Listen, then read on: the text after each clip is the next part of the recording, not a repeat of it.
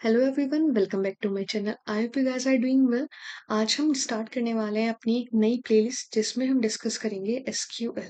और इस complete playlist का मोटिव है कि जिसको एसक्यूएल में कुछ भी नहीं आता, बिल्कुल बेसिक से स्टार्ट कर रहे हैं वो और एक एडवांस लेवल तक जाना चाहते हैं, मतलब अपना करियर एसक्यूएल के थ्रू ही परस्यू करना चाहते हैं। तो ये पूरी प्लेलिस्ट उन बच्चों के लिए डेडिकेटेड है कम्प्लीटली।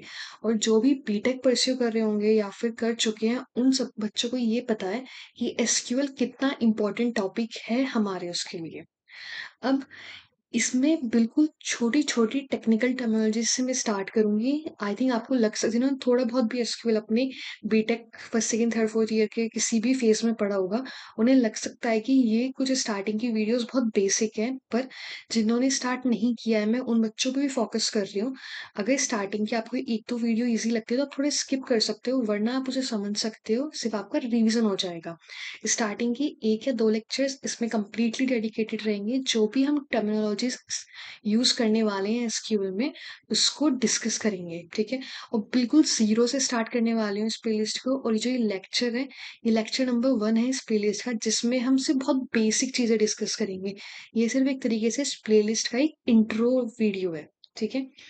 और आई नो कि मैं थोड़ा बिज़ी होने की वज़ह से इतनी कंटिन्यूअसली वीडियोज़ नहीं लेकर आ पाती। पर मैं फ़ोकस करूँगी कि इस प्लेलिस्ट को कम से कम मैं कवर कर सकूँ, जितने लेवल तक मैं कवर कर सकती हूँ। मैंने इस प्लेलिस्ट को अपने 2 पार्ट में डिवाइड किया है, जिसमें पहला पार्ट थ्योरेटिकल पार्ट होगा, जिसमें हम कंप्लीट थ्योरी, इसकी क्वेरीज़ के सिंटैक्स, ये सब कुछ पढ़ेंगे। और सेकंड फ़ेज़ में हम क्या करेंगे, जितना पार्ट हम थ्योरी में पढ़ चुके हैं, उसके थ्रू जो हमारे इंटरव्यू, एग्ज़ाम्स या इन सब में हमसे क्वेश्चन पूछे जाते हैं, उन चीज़ों को हम डिस्कस करेंगे, ठीक है? क्योंकि मेन फोकस है थ्योरी को यूज़ करके जो हमें क्वेरीज़ लिखनी पड़ती हैं, वो सीखना। अब एसक्यूएल का सिर्फ़ हमारे थ्योरेटिकल पार्ट से लेना-देना नहीं, मतलब हम बीटेक कर रहे हैं, एग्ज़ाम दे रहे हैं, इसलिए हमें एसक्यूएल पढ़ना है। बल्कि इसका जब आप किसी कंपनी में काम करने जाते हो, तो आपको समझ में आता है कि एसक्यूएल कितना इम्पोर्टेंट है किसी भी कंपनी में काम करने के लिए, खासकर अगर आप डेवलपमेंट में हो, बैकएंड डेवलपमेंट में हो या फिर फ्रंट एंड डेवलपमेंट में हो, ठीक है? तो इस वीडियो में हम क्या डिस्कस करने वाले हैं? सबसे पहले कि एसक्यूएल एग्ज़ैक्टली है क्या? कहाँ हम इसे यूज़ करने वाले हैं? और मतलब कि किस तरीके से पूरा फ्लो होता है कि आपको समझ में आए कि एग्ज़ैक्टली पूरे हमारी एप्लीकेशन में एसक्यूएल एग्ज़ैक्टली कहाँ यूज़ आ रहे हैं। तो ये चीज़ें हम क्या करने वाले हैं इसमें डिस्कस। अब ज़्यादा टाइम वेस्ट नहीं करते, आते हैं डायरेक्ट इसके थ्योरेटिकल पार्ट पे। तो इसके लिए मैंने एक वन नोट यूज़ किया है आपको ये समझाने के लिए कि एग्ज़ैक्टली आपको एसक्यूएल यूज़ कहाँ करते हो, ठीक है? अब कोई भी आप एप्लीकेशन क्रिएट कर रहे हो, आपको पता है कि उसमें एक फ्रंट एंड पार्ट होता है, एक बैक एंड पार्ट होता है। फ्रंट एंड क्या हो गया, एक तरीके से अगर आपके पास कोई वेबसाइट है, मान लो कॉलेज की कोई वेबसाइट है, जिसमें वो एंटर करते हैं, कोई भी नया स्टूडेंट आता है, उसका name, father name, date of birth, address, वो बेसिक इंट्रोडक्शन हमारे जब कॉलेज में एडमिशन होता है, उस टाइम पे कॉलेज के जो भी मैनेजमेंट सिस्टम मैनेजमेंट टीम होती है, वो ये सब चीज़ें स्टूडेंट से लेती है उनका डेटा। फिर उसे वो कहीं न कहीं स्टोर करती है और उसके थ्रू आपका पूरा रिकॉर्ड मेंटेन होता है पूरे के पूरे 3 या 4 साल के ग्रेजुएशन का। अब इसको मैंने डिवाइड किया है कि मान लो एक एंड यूज़र है, ठीक है? वो किसी भी वेबसाइट को चेक कर रहा है, तो वो हो गया उसका कौन से वाला पार्ट, फ्रंट एंड पार्ट। जो कि हम फ़ोकस करते हैं कि जितना अच्छा हमारे पास हमारा फ्रंट एंड होगा, उतने ज़्यादा यूज़र्स हमारी वेबसाइट को विज़िट करेंगे और स्टे करेंगे for a long period of time. अब अगर हमारे पास सिर्फ फ्रंट एंड वाला पार्ट होता, तो वो क्या होता है, स्टैटिक पार्ट होता। मतलब कि अगर वो किसी भी मतलब कि एक्सटर्नल एप्लीकेशन से जाके कनेक्ट करके डेटा लेकर नहीं आता, तो वो हमारे स्टैटिक पेज कहते हैं जिसे। आई थिंक इतना बेसिक आइडिया आपको होगा कि एक वेबसाइट को स्टैटिक वेबसाइट क्या होती है, डायनेमिक वेबसाइट्स क्या होती हैं। स्टैटिक क्या होती है कि जिसमें सिर्फ आपके पास फ्रंट एंड दिख रहा है, कोई कॉल नहीं जा रही बैक एंड पे, कुछ नहीं जा रहा, सारा का सारा डेटा आपका क्या है, फ्रंट एंड पे है। अगर फ्रंट एंड से कोई कॉल बैक एंड पे जा रही है, इसका मतलब कि आपकी एक फुल फ्लेश्ड प्रोजेक्ट है। फ्रंट एंड भी है इसमें, बैक एंड भी है, ठीक है? अब फ्रंट एंड में क्या है, आपके पास एक वेबसाइट है। अगर वेबसाइट को अपने पे कोई डेटा डिस्प्ले करना है, तो वो डेटा कहाँ से लेके आएगी? वो डेटा लेकर आएगी बैक एंड से। अब मान लो कि मैंने यहाँ पे क्या किया, एक बहुत बेसिक सा एग्ज़ाम्पल लेते हैं जिसे आप अपनी डेली लाइफ में यूज़ करते हो। जैसे मान लो कि अगर आप कोई चालान चेक करने के लिए अपने व्हीकल का वेबसाइट खोलते हो गवर्नमेंट की, उसमें आपको क्या डेटा डालना पड़ता है? अपने व्हीकल का नंबर। जब भी आप उसमें व्हीकल का नंबर डालोगे यहाँ पर, तो वो क्या करेगा, आपके व्हीकल के नंबर को लेकर जाएगा पीछे बैकएंड के प्रोजेक्ट पे। जब वो उस प्रोजेक्ट पे जाएगा वो नंबर आपके व्हीकल का, तो वो बैकएंड से डेटा निकाल के देगा कि आपके पास कौन-कौन से चालान हैं आपके व्हीकल पे। उसमें भी 2 कैटेगरी होंगी। पहली कैटेगरी होगी कि कितने चालान आए थे और पे कर चुके हो आप, और रिमेनिंग जो सबसे टॉप पे आपको शो होंगे, वो होंगे जो कि चालान है लेकिन अभी अनपेड है। तो वो डेटा कहाँ से आता है? वो डेटा हमें कौन रिटर्न करता है? वो रिटर्न आता है हमारे पास बैकएंड पार्ट से, बैकएंड से, ठीक है? ये कहाँ पे डेटा शो होता है हमें? ये शो होता है हमें फ्रंट एंड वाले पार्ट पे। अब मान लो बैकएंड पे हम क्या करते हैं, बैकएंड पे हम लिखते हैं यहाँ पे बिजनेस लॉजिक। बिजनेस लॉजिक का मतलब क्या होता है, मैं बहुत सिंपल सा एग्जांपल देके दिखाती हूँ आपको। कि मान लो आपने अपना कुछ भी नंबर लिखा, मतलब यूपी करके कुछ भी नंबर लिखा है यहाँ पे। अब वो गया बैकएंड पे। बैकएंड में हमने इसे स्टोर कराया हुआ है एक वेरिएबल के अंदर। तो मैं मान लेती हूँ ये हमारे पास चालान नंबर एक वेरिएबल है, और इसमें हमारे पास ये नंबर जो भी है स्टोर हो गया, ठीक है?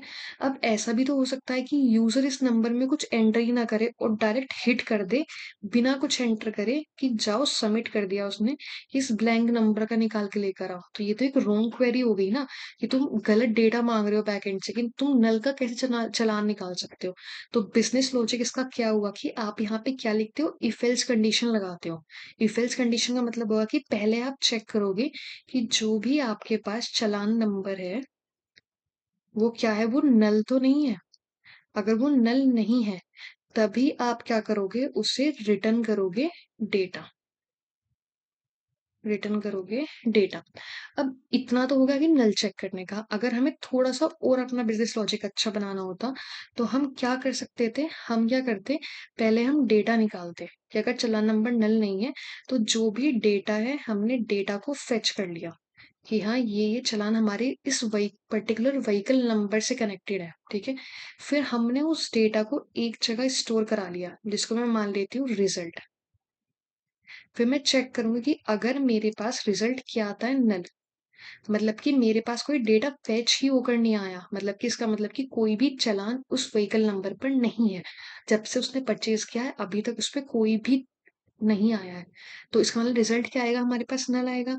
तो हम चेक करेंगे कि अगर हमारा रिजल्ट नल आता है, तो हम फ्रंट एंड को क्या बोल देंगे, हम उसे रिटर्न कर देंगे कि नो चालान एक्सिस्ट। मतलब कोई भी चालान हमारे पास एग्जिस्ट करता ही नहीं है इस व्हीकल पे, ठीक है?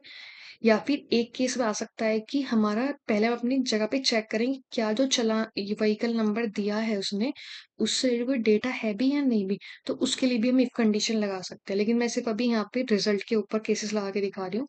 अगर होता है एल्स में, तो एल्स में हम क्या रिटर्न कर देंगे, जो भी हमारा रिजल्ट हो।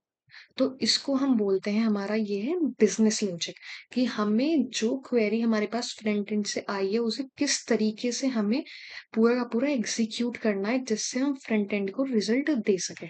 तो ये हो गया हमारे पास बैक एंड का बिजनेस लॉजिक। अब यहाँ पे क्वेश्चन आपके माइंड में क्या आया कि कहाँ, क्या चीज आपको समझ में नहीं आई? तो वो है ये, कि ये डेटा कहाँ से निकाल के देगा बैकएंड। बैकएंड के पास ऐसा तो कुछ होगा ना, कि उसके पास जहाँ पे डेटा स्टोर होता होगा, ठीक? अब ऐसा तो है नहीं। अब दो तरीके होते हैं, किसी भी डेटा को स्टोर करने के हमारे पास दो तरीके होते हैं। या तो हम जेसन फॉर्मेट में सेव करें, कि मतलब तुम्हारे पास फ्रंट एंड से बैक एंड पे डेटा आ रहा है, और तुमने एक जेसन बनाया हुआ है जिसको मैंने मान लिया डेटा के नाम से। और जब भी कोई क्वेरी आती है, आप उसके लिए क्या करते हो, एक नई एंट्री क्रिएट करते हो। और जैसे अगर कोई मान लो उसकी व्हीकल नंबर के साथ आपने एंट्री क्रिएट की हुई है, फिर उसके अंदर एक लिस्ट दोबारा से तैयार करोगे, जिसमें उसके पास जितने भी चालान है वो। फिर साथ में आपको ये भी स्टोर करना पड़ेगा कि वो पेड है या अनपेड है। तो ये सब चीज आपको हर एक नंबर के लिए करनी पड़ेगी। और समझ सकते हो कितने सारे लोग हैं जो कि इस वेबसाइट को विजिट करते होंगे। तो इतना बड़ा डेटा बैकएंड पे जेसन फॉर्मेट में सेव करना बहुत ही मुश्किल हुआ किसी भी यूजर के लिए, और किसी भी ऑर्गेनाइजेशन के लिए। मान लो आपने प्रोजेक्ट को अपना रिबूट कर दिया या रीस्टार्ट कर दिया, तो फिर कैसे पता लगाओगे कितना डेटा हमारे पास पहले से स्टोर था? अब हम इसके लिए क्या करते हैं, इसका सॉल्यूशन हमने निकाला कि हम क्या करते हैं यहाँ पे इस पूरे जेसन फॉर्मेट को डेटा को जेसन में सेव ना करके हम क्या करते हैं इसको स्टोर करते हैं डेटाबेस में।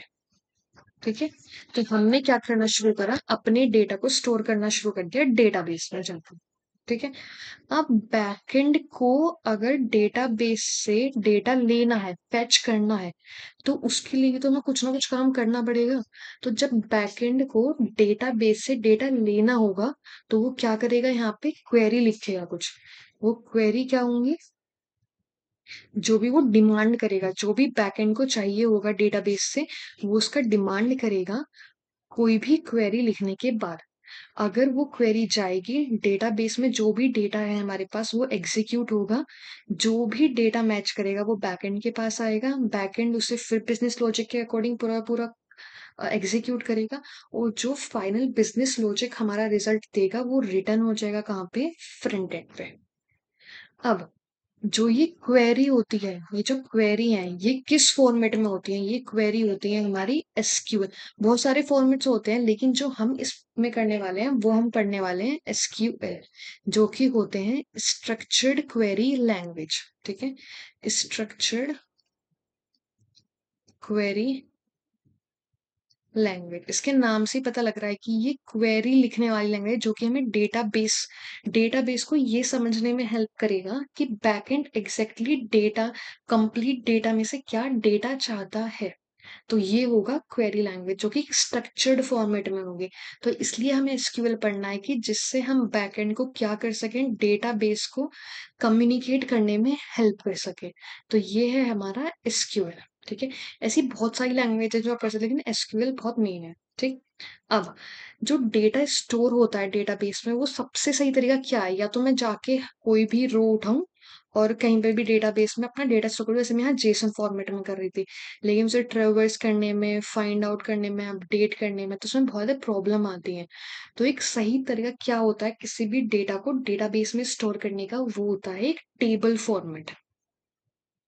जैसे मैं इसी केस में आपको एक एग्जांपल देती हूँ, जो भी हम डिस्कस कर रहे थे चालान नंबर में, उसी को बोल देती हूँ।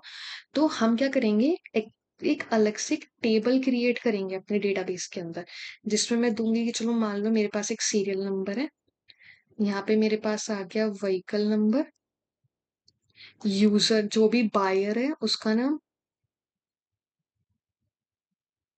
फिर उससे रिलेटेड जितने भी इसके चालान थे, चालान के लिए एक अलग से टेबल होगी हर एक यूजर के लिए। मतलब मैं आपको बताऊंगी कैसे बनती है, तो अभी समझ लो कि यहाँ चालान स्टोर करेगा, और इसके साथ साथ वो कुछ भी जो एक्स्ट्रा डिटेल चाहता है वो कर सकता है। तो मान लो मेरे पास, मैंने पहली एंट्री करी, मैंने करा कि सीरियल नंबर पहला है, व्हीकल का नंबर मैं कुछ भी दे देती हूँ, UP04, आगे के जो भी, बायर नेम मैं डाल देती हूँ राम, और मान लो इसका एक चालान है रॉन्ग साइड पे करने का। ऐसे ही दूसरा है, इसको भी मैं यूपी ऐसे करके कुछ 03 ऐसे करके नाम दिया, और ये मान लो ये है श्याम, और इसका है हमारे पास हेलमेट वियर ना करने पे। ठीक है, अब जो यूजर है, जब वो चला फ्रंट एंड पे वेबसाइट देख रहा था, उसने अपना नंबर डाला व्हीकल का UP03 और ऐसे करके आ गए। ठीक, ये जाएगा बैकएंड के पास, बैकएंड चेक करेगा कि इसकी तो नल नहीं है, तो ये जाएगा रिजल्ट फेच करने के लिए। ये फिर देगा कि किस टेबल में, ये टेबल है हमारे पास चालान चेक करने की टेबल, इस टेबल को हमने नाम दिया हुआ है कि चालान चेक करेगी। तो ये पहली रो में जाकर देखेगा, मैच करेगा क्या ये व्हीकल नंबर इससे मैच करता है, तो नहीं करता, ये आगे जाएगा, फिर ये चेक करेगा क्या ये मैच करता है, हाँ ये मैच करता है। तो जो भी इससे रिलेटेड यहाँ पे चालान होंगे, ये पूरा पूरा रिटर्न कर देगा बैकएंड को। फिर बैकएंड चेक करेगा कि रिजल्ट तो नल नहीं आया, तो वो क्या कर देगा, बता देगा कि हाँ तुम्हारे पास, तुमने हेलमेट वियर नहीं किया था, इसलिए तुम्हारे पास ये है चालान। ठीक है, तो ये सब चीजें हमारी किस फॉर्मेट में होती है, टेबल फॉर्मेट में होती है। या फिर मैं आपको एक दूसरा अच्छा सा एग्जांपल देना चाहूँ, तो इसमें हो सकता है कि किसी भी स्टूडेंट का रिकॉर्ड अगर हम मेंटेन कर रहे हैं, तो मान लो कि सीरियल नंबर हमने लिखा हुआ है, स्टूडेंट का first name, last name, father's name. ठीक है, यहाँ पे हम इसका स्टोर कर देंगे मदर्स नेम, साथ में उसकी date of birth, phone number. ठीक है? ऐसा मतलब कुछ भी डिटेल्स हम आगे तक सेव कर सकते हैं। तो इसमें हम क्या करेंगे, ऐसे हमारे पास हज़ार कितने ही लाखों रिकॉर्ड्स भी हो सकते हैं। अगर हम सारे के सारे ईयर्स के जितने, अगर हमारे कॉलेज को 15 साल हो गए हैं चलते हुए, तो 15 साल तक के स्टूडेंट्स का रिकॉर्ड इस टेबल में, डेटाबेस में होगा।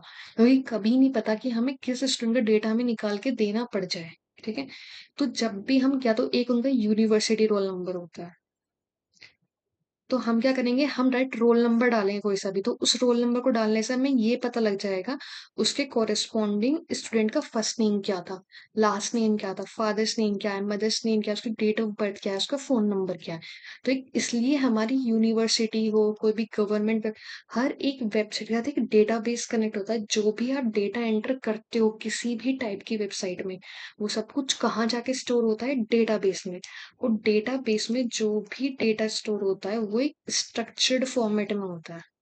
और अगर स्ट्रक्चर्ड फॉर्मेट में नहीं होगा तो आपको ये फाइंड आउट करने में बहुत प्रॉब्लम होगी। कोई डेटा कहाँ पड़ा है, कोई डेटा कहाँ पड़ा है, तो फिर आपको जहां वो डेटा पड़ा होगा फिर उनके एड्रेस स्टोर करने पड़ेंगे। फिर उन एड्रेस को दोबारा से आपको स्टोर करने के लिए एक टेबल क्रिएट करनी पड़ेगी। तो उस कंफ्यूजन से बचने के लिए कि हम अपने डेटाबेस में डेटा एक टेबल्स की फॉर्म में स्ट्रक्चर्ड वे में स्टोर करते हैं। तो अभी तक आपको कितनी चीजें समझ में आई हैं कि आपका डेटाबेस क्यों आया यूज में, क्योंकि हम बैकएंड पे सारा डेटा स्टोर नहीं कर सकते। अब जब हमने बैकएंड से डेटाबेस अलग कर दिए, तो उस डेटाबेस को बैकएंड में कनेक्ट करने के लिए भी तो कुछ चाहिए होगा ना हमें। तो वो क्या है, एक क्वेरी हमें सेंड करनी पड़ेगी। वो क्वेरी किस फॉर्मेट में होंगी, एसक्यूएल फॉर्मेट में होंगी। डेटाबेस एग्जैक्टली करता क्या है, वो डेटा को स्टोर करता है स्ट्रक्चर्ड फॉर्मेट में। और वो स्ट्रक्चर क्या होता है, एक टेबल फॉर्मेट होती है। ठीक। अब यही चीज जो हमने डिस्कस करी वही हम नोट्स के थ्रू डिस्कस करने वाले हैं। और बस आज के लेक्चर के लिए इतना ही हम रखेंगे।